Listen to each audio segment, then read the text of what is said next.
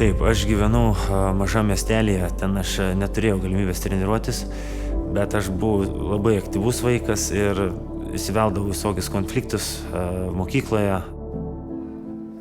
Bet kokiu atveju, kai turi vaikų, šiek tiek esi jautresnis. Nes vis tiek atsiranda tie maži vaikai, maži žmonės, kuriais rūpinėsi, kuriem tu esi kažkoks didelis ir herojus ir nenori matyti, kad jie matytų, kaip, tarkim, tau skauda arba tu kenti kažkur.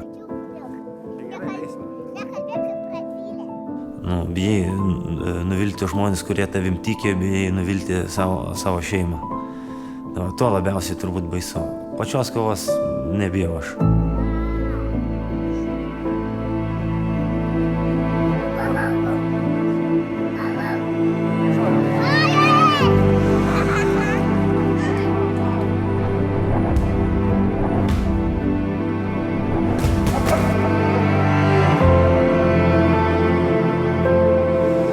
Visą gyvenimą manyje gyveno kovotojas.